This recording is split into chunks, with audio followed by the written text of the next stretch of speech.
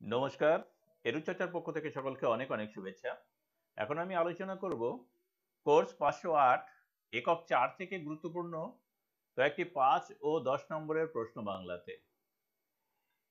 এবং একক 4 এ রয়েছে ললিত কলা শিক্ষার পরিকল্পনা ও সংগঠন। এখান থেকে আমি 4টি কোশ্চেন বাছাই করেছি যা খুবই গুরুত্বপূর্ণ। তো এই প্রশ্নগুলো আলোচনা করার আগে আমি আপনাদের একটু দেখিয়ে নিই যে একক 4 এ কি রয়েছে আরো।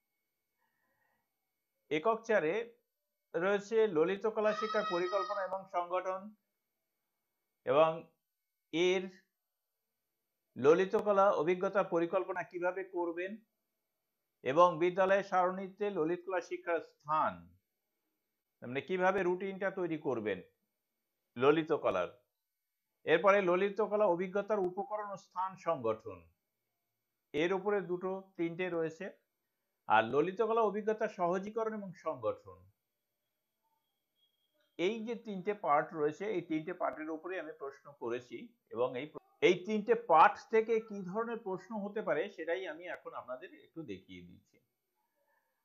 আর অবশ্যই বলবো যে এর যদি পিডিএফ ফাইল পেতে চান তাহলে ডেসক্রিপশনে লিংক দেওয়া থাকবে, সেখান থেকে আপনারা ডাউনলোড করে নিতে পারবেন। তো প্রশ্ন আলোচনা করার আগে আমি অবশ্যই একটু আমার চ্যানেলের নতুন ভিউয়ারদের অনুরোধ করবো আপনারা চ্যানেলটিকে সাবস্ক্রাইব করবেন এবং ভিডিওর নিচে যে লাল রঙের সাবস্ক্রাইব বাটন দেখবেন সেখানে ক্লিক করার পর অবশ্যই বেল আইকনে একটু ছুঁয়ে দেবেন যাতে করে আমার আপলোড করা ভিডিওর নোটিফিকেশন দ্রুত আপনাদের কাছে পৌঁছে যায়। তাহলে আলোচনা করছি প্রশ্ন।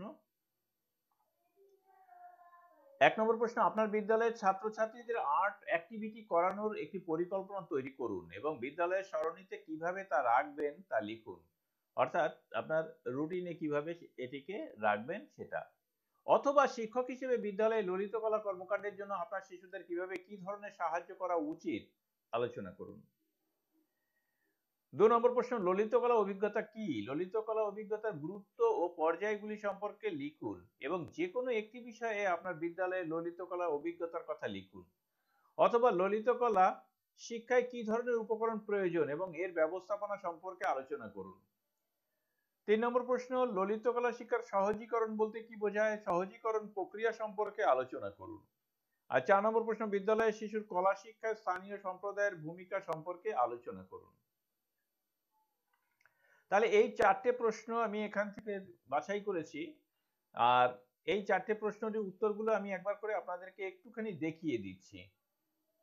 যে উত্তরগুলো আপনারা এনএসডিএল এর যে স্টাডি মেটেরিয়াল রয়েছে সেখানে পেয়ে যাবেন। এখানে পাবেন 2 নম্বর প্রশ্নর উত্তর, ললিত কলা অভিজ্ঞতা কি? ললিত কলা অভিজ্ঞতার গুরুত্ব ও পর্যায়গুলি সম্পর্কে লিখুন। তো এখান থেকে আপনারা 2 নম্বর প্রশ্নটা উত্তর পেয়ে যাবেন। এরপরে ললিত কলার অভিজ্ঞতার পরিকল্পনা আপনি কিভাবে করবেন এখান থেকেও সেটা পাওয়া যাবে। এখানে দেখুন বিদ্যালয়ের সময় সারণীতে ললিত কলার শিক্ষার স্থান, এখানে কিভাবে আপনারা রুটিনে একটি স্থান দেবেন সেটা বলা আছে। এখানে পাবেন ললিত কলা অভিজ্ঞতার কি কি ধরনের উপকরণ প্রয়োজন। এবার ললিত কলা অভিজ্ঞতার জন্য যে উপকরণ প্রয়োজন এখান থেকে আপনি পাবেন।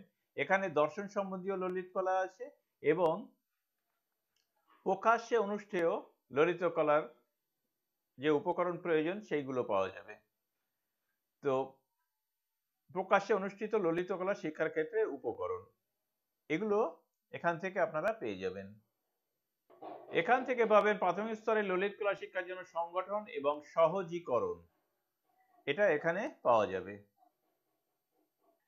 তাহলে এখান থেকে আপনারা প্রশ্নগুলোর উত্তর পেয়ে যেতে পারেন। আর যদি মনে হয় যে স্টাডি মেটেরিয়াল থেকে পড়বেন না তাহলে অন্য কোনো বইতেও কিন্তু এই জাতীয় প্রশ্নের উত্তর আপনারা পেয়ে যাবেন। তাহলে এখন এই পর্যন্তই। শেষ করার আগে সকলকে ধন্যবাদ জানাই। ভালো থাকবেন, সুস্থ থাকবেন।